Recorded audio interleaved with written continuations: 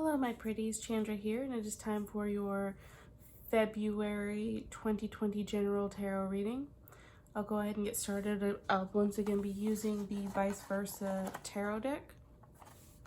We do also have the star card, which is Aquarius, and the strength card, which is Leo, showing up in this Leo tarot reading. I don't remember if I said this was Leo. This is Leo anyway.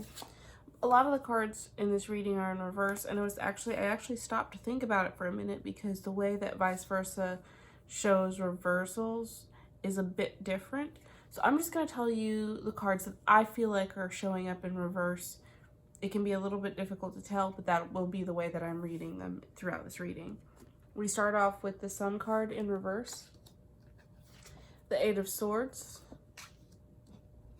the Five of Swords in reverse, the Six of Swords in reverse, the Eight of Wands in reverse, the Star card in reverse, Strength in reverse, the Two of Wands, the Eight of Cups in reverse, and the Ten of Swords in reverse.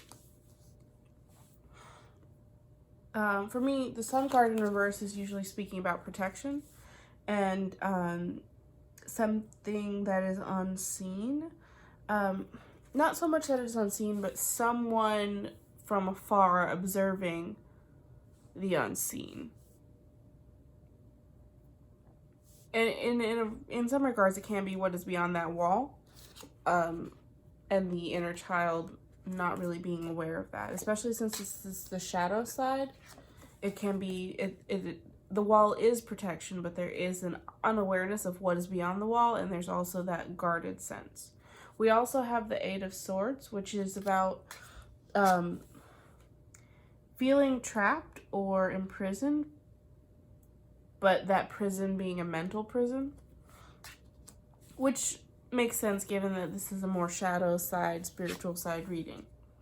We then have the Five of Swords, which is someone turning their back on a situation and leaving. It could be a fight.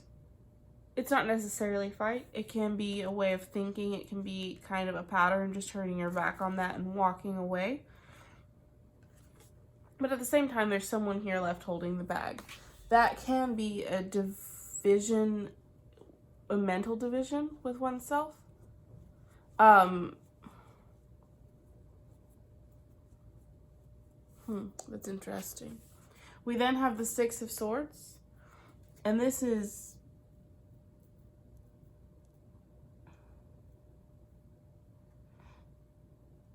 one is, it's interesting because it's, from this perspective, it looks like the swords are going through the boat, right? And from this perspective, you can see that they're just sticking into the water.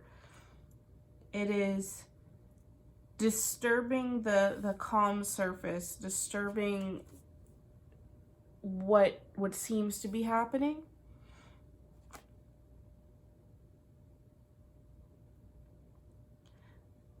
But at the same time, it's like this water isn't super deep, right? It's shallow enough. And for some reason, whenever I see this card, it's like the ferryman.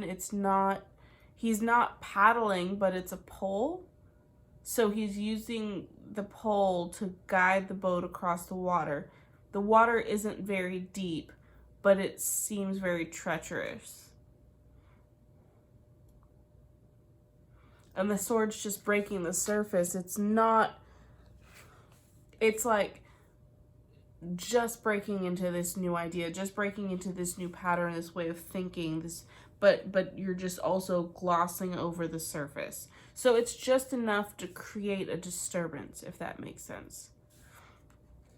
We then have the Eight of Wands. There's wish fulfillment here. The Pegasus as well as the lightning strike are both symbols of wish fulfillment. But there is that struggle. Just enough to create a disturbance. We then have the water bearer here, or the star card. I don't know why I call her the water bearer. Well, I mean, yeah, she's pouring out water on this other side. But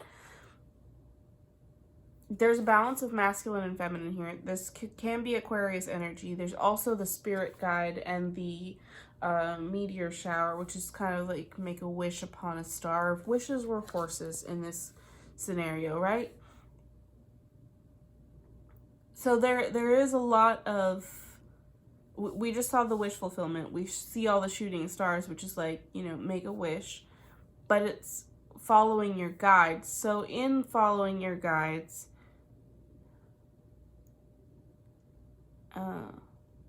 you feel, so there's the trapped feeling initially. There is the protection. So there are guides here, and that's why the sense of protection. But there's also that mental prison that you're in. And this can also apply to the Leo crosswatcher. I don't want to forget to say that. The division here can be, and I want to say, I don't know if you've watched anything from Abraham Hicks, but here, source can't come to where you are, especially when you are like not in the vortex, to use Abraham Hicks terminology. So it's like that division, it can be more of the internal divide, right? Where you aren't in alignment with your higher self. And that's the disturbance. It's just enough to break the surface, right? And there's all that wish fulfillment, and there's the ability to follow your guides and to see everything that you want in the distance available to you, but it seems like it's not coming because you're fighting. And here we have this strength, or Leo in reverse. So, and again, this is like emphasizing this fear prospect, right? Which for me, for some reason, seems like a reference to Capricorn. But Leo, you're not in alignment with self in this situation, like your highest self. And that's why Leo's showing up in reverse in their own reading. It's about alignment with your higher self. And then it's funny because we have the Two of Wands showing up, which I always mention the lion back here for Leo. And it's like, there's also the two choices, which is what we're coming back to from the Five of Swords, which is, it's funny because this is actually how it shows up in your reading, right? The Two of Wands is under the Five of Swords. So where you're choosing, like, one's just walking away from the situation, right? Somebody's left holding the bag. Source isn't going to hold the bag. You hold the bag. So if you aren't in alignment, Source keeps going, right? Towards, I mean, that's, you have to move towards Source. Source isn't going to move towards you.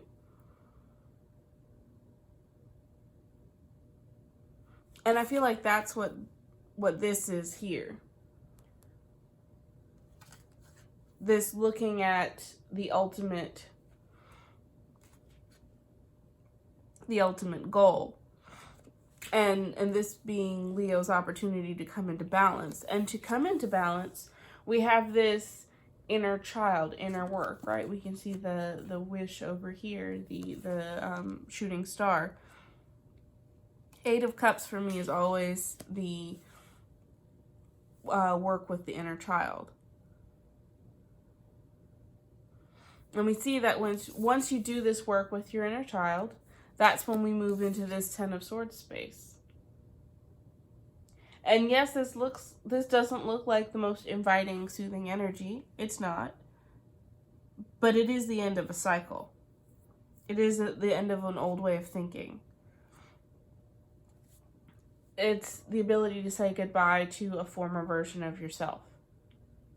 And once you do that is coming into alignment. That's releasing the past version of self, and moving towards higher self, moving with Source. So when you embrace that, you can release this struggle, release the just beneath the surface disturbance. You can release the mental prison. And that is where you come into alignment with self. That is where the wish fulfillment lies. That's where you get all your wishes. Leo, I hope that this was helpful. Thank you so much for watching, and we'll see you next month.